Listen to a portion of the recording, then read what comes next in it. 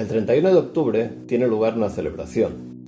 Si os preguntara qué se celebra en este día, estoy seguro que dentro del campo evangélico la respuesta sería clara y unánime: el Día de la Reforma. Esta festividad recuerda el principio de la Reforma de la Iglesia, iniciada en el siglo XVI por Martín Lutero, movimiento que cambió el cristianismo y que marcó la historia en general. Al principio, el Día de la Reforma se celebraba el 10 de noviembre, fecha del nacimiento de Lutero. Después pasó a celebrarse en la fecha de su defunción, que era el 18 de febrero. En algunas iglesias actualmente se celebra el último domingo de este mes, pero en general, y desde 1617, mayormente se ha observado el 31 de octubre para recordar este importante acontecimiento. El día de hoy es fiesta en varios estados alemanes, como por ejemplo Brandeburgo, Sajonia o Turingia, e incluso es fiesta nacional en Eslovenia, ya que consideran que la Reforma contribuyó decisivamente a su desarrollo cultural, a pesar de que los eslovenos son mayoritariamente católicos romanos. En ese día 31 de octubre del año 1517, el monje agustino Martín Lutero clavó en las puertas de la iglesia de Wittenberg sus 95 tesis. En ellas criticaba la venta de indulgencias y otros abusos que cometía la iglesia en aquel tiempo. La teoría de las indulgencias se había perfilado durante la Edad Media. El que obtenía una indulgencia no obtenía el perdón de sus pecados, para lo cual se consideraba imprescindible la confesión, pero sí que podía cambiar la penitencia, que en algunos casos era bastante dura, por una limosna. La compra de indulgencias, según declaró el Papa Sixto IV, también beneficiaba a las almas del purgatorio, acortando el tiempo de estancia allí. Esta venta de indulgencias producía importantes beneficios a la Iglesia y también produjo frases curiosas como estas: tan pronto cae la moneda en el cepillo, sale el alma del purgatorio, o Dios no quiere la muerte del pecador, sino que se convierta y pague. Puesto que en ese momento se estaba construyendo la Basílica de San Pedro de Roma, el Papa León X autorizó la venta de indulgencias, y así la Iglesia pudo conseguir grandes cantidades para poder continuar con los altos costes de la obra.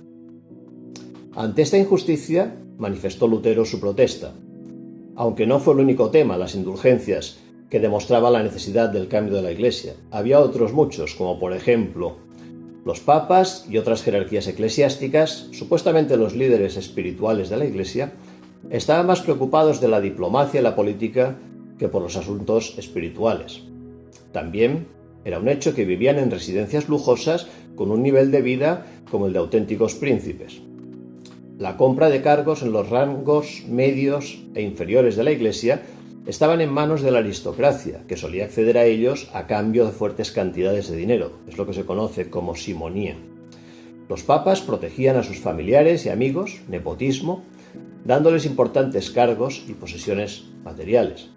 También los papas eran mecenas, protectores de famosos artistas de la época, por lo que necesitaban recaudar importantes cantidades de dinero para ello. A todo esto hemos de añadir que el pueblo no conocía la palabra. Las ceremonias se hacían en latín y solo los sacerdotes podían interpretar la Biblia. De ahí la famosa y conocida frase de doctores tiene la Iglesia. La Iglesia vivía muy alejada de los principios bíblicos y se movía en un ambiente de gran corrupción. Sin embargo, Lutero no fue el primero en pedir una reforma de la Iglesia. Ya lo habían intentado anteriormente otros cristianos, como por ejemplo John Wycliffe en Inglaterra en el siglo XIV o Juan Hus en Bohemia en el siglo XV. Pero será Lutero, gracias a una serie de circunstancias que confluirán en su tiempo, quien llevará adelante el movimiento reformador.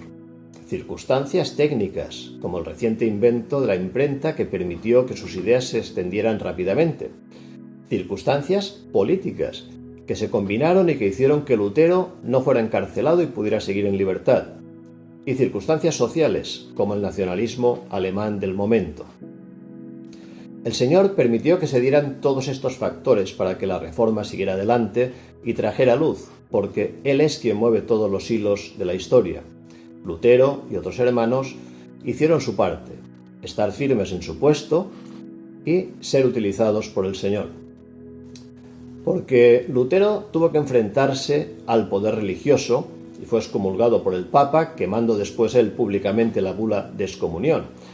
Y también tuvo que enfrentarse al poder político, al temible emperador Carlos V, quien le pidió que se retractara, pero Lutero no lo hizo, diciendo: «No puedo ni quiero retractarme de cosa alguna, pues ir contra la conciencia no es justo ni seguro. Dios me ayude. Amén». Lutero se jugó la vida por ser fiel al Señor y cumplió así su difícil misión. Pero tampoco pensemos que Lutero era un superhombre. No. En un principio era un hombre atormentado que vivía inseguro de la salvación de su alma y que no sabía cómo hacer para no pecar continuamente.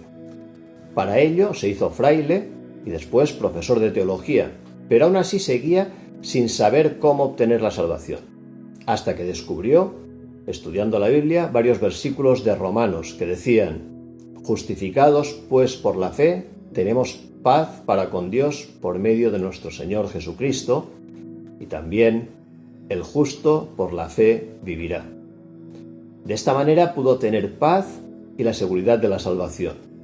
Y a pesar de que también cometió errores, por supuesto, con esta convicción pudo ser usado por Dios para iniciar la reforma de la Iglesia, para ser ejemplo para otros, para traducir la Biblia al alemán o para componer himnos como el conocido Castillo Fuerte.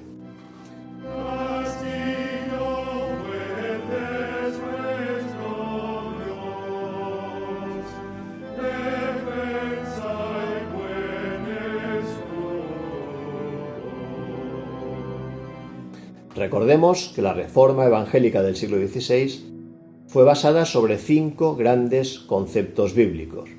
Sola gracia, que afirma que la salvación es solo por la gracia de Dios, nadie la merece.